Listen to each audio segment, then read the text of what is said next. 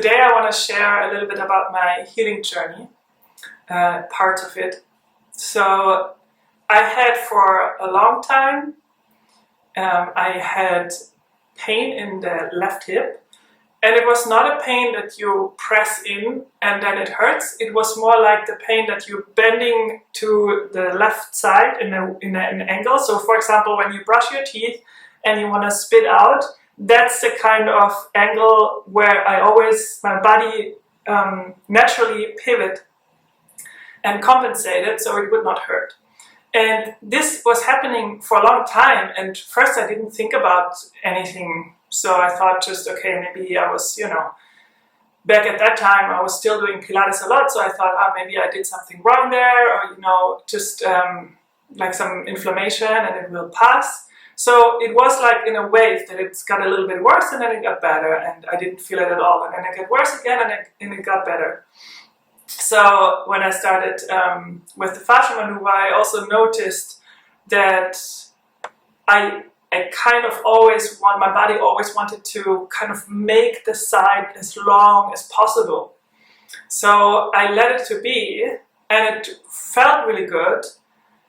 But at that time when I did it, it felt good. So I thought, okay, this is maybe a good way to do it. But it never really released completely. So I thought, okay, this is maybe just something longer, a longer process, and I just need to trust it.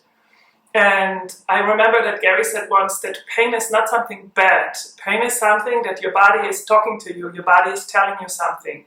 So when I went to Mexico to see the Human Garage team and also all my other colleagues, the coaches, and we had our graduation, which was amazing, by the way. We learned a lot.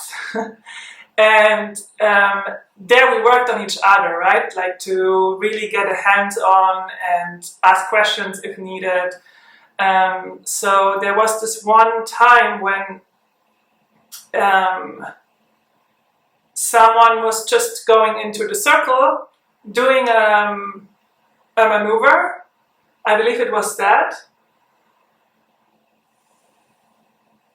Yeah, I think someone, I can't remember how it was exactly, but I remember that I was lying down on the floor and someone was coming to take my knees, and we were doing the hip release. And I thought, wow, this is amazing, because I was having the hip issue again in Mexico as well.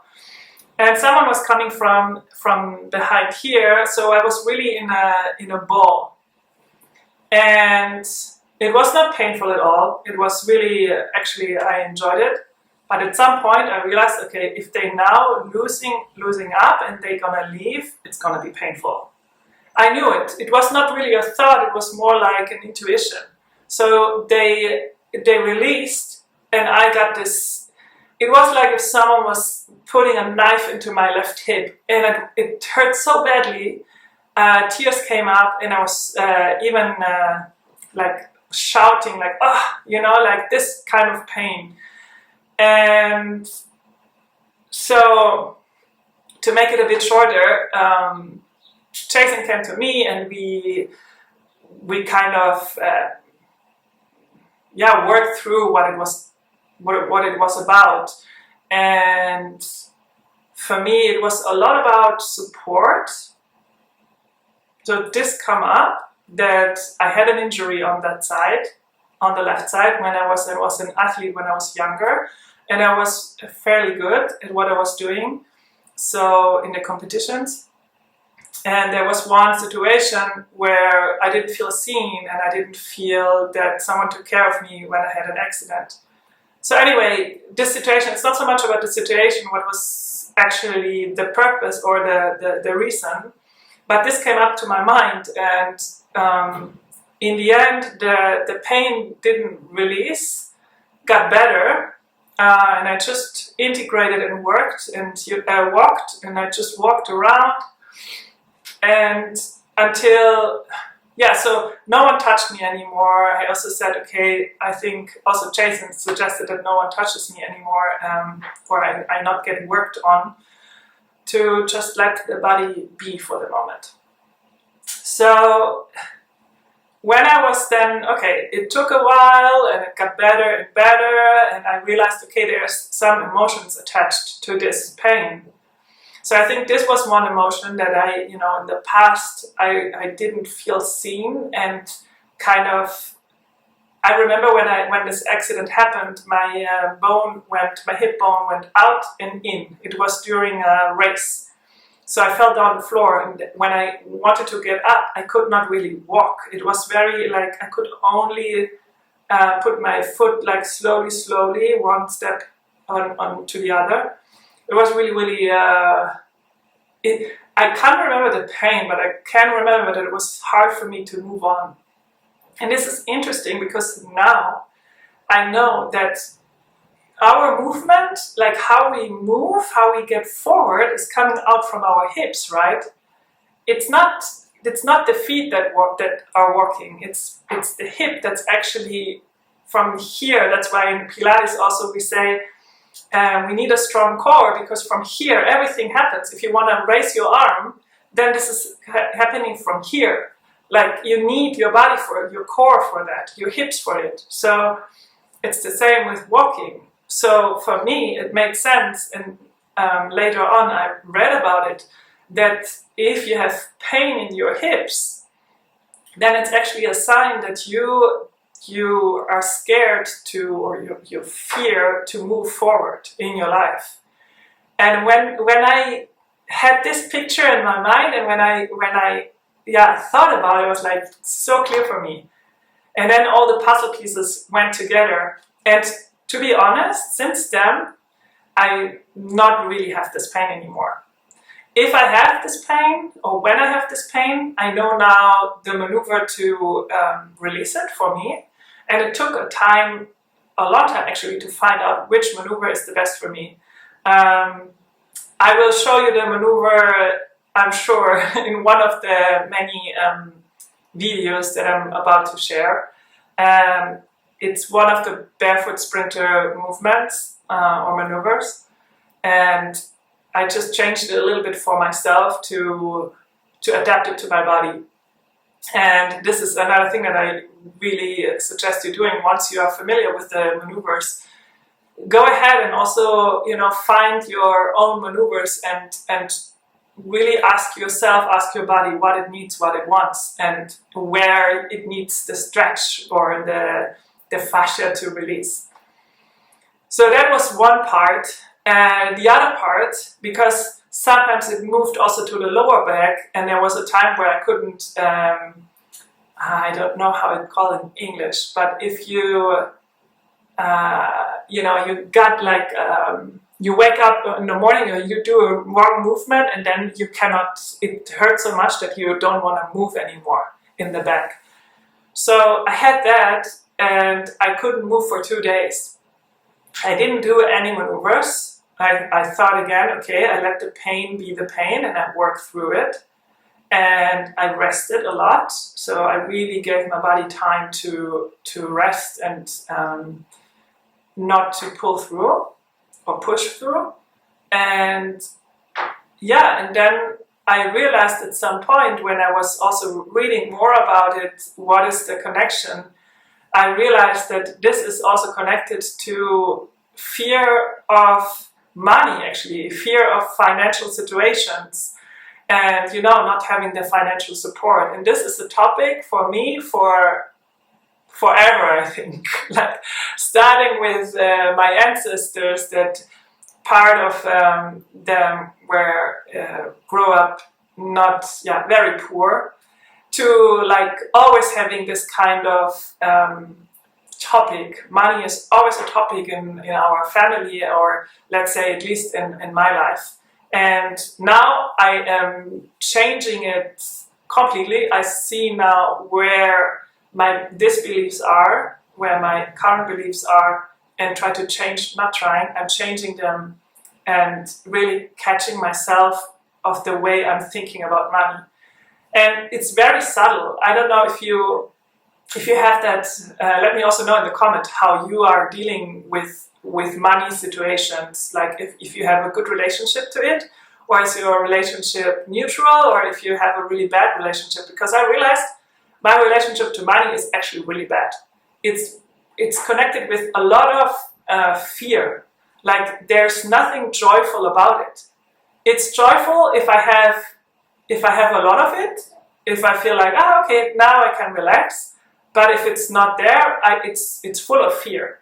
So I realized that this I am changing now, like to see it as something positive, because in the end, money is just energy, right? It's your choice what you do with it and how you decide how it's going to be. And obviously I decided that this is something bad. So the life that I live turns out to be like a constant hustle of money situation, like there were situations where I paid my rent in the end of the month, like of the current month that I was already should have paid the money. So yeah, I mean, it took me a long time to realize what was going on, and I was reading so many books and listened to so many podcasts, and in the end I realized they all say the same, actually. But you know how you need to hear something over and over and over again, and everyone is saying it in a little bit different way, and then at some point it hits you and you're like, now I understand. Or it's not really understanding, it's understanding. It's then it arrives in your body and you're ready to really change. So yeah, I'm still in this, so I let you know how it's going. And when I actually see it already, to be honest. I am, when you are working creatively, or I would say it doesn't matter in what area you're working in, you always need to be creative, right? At some point, even if it's for finding a solution, it's good to have access to your creativity, or you're actually in a creative job like designing stuff or art or whatever. But if you are full of fear, it's so difficult to be really creative. Then, some ideas, some creations, at least for me, happens when I'm not thinking about it. When I go for a walk and, just to release, to look to the left, to the right, to see the trees, to see the ocean, and then, or when I'm driving with my car, then suddenly it hits me and I'm like, oh, okay, there's an idea. And then sometimes I not follow through, or I say, okay, it's actually not a good idea, but it's this process where I'm not thinking actively about it. And I think, or I know when I'm in fear of, can I pay my rent this month, then it's really difficult to be in this process. So yeah, I think it needs this kind of playfulness and this lightness and your body needs to be out of stress, out of fear, in order to be creative. Or let's say to be in your full potential of creativity. Sure, you can still be creative. You're not gonna lose it just like this if you're in fear. But I think you have much more capacity if you are not fearful and have access to your creativity in a lightness and stressed less way. So yeah, that's my sharing for today. Let me know in the comments if you also are dealing with lower back. This is also specifically to the lower back what I was saying. It's not all back problems. And this is also my story, right? For me, it really fit what I realized with the emotions. So it might be something completely different for you. But yeah, here I am sharing it with you, and maybe for someone of you it's like, oh, okay, maybe I'm thinking about that, or why I share. I also learned it from being in the Human Garage community back when it was still with the core team, and it's still happening like this, but not with the core team. When we could raise our hand, we had a meeting once a week, and we could raise our hand and then we could just ask questions and share stuff. And it's so helpful to share in the community, so it really doesn't matter if it's now the core team leading it or someone else.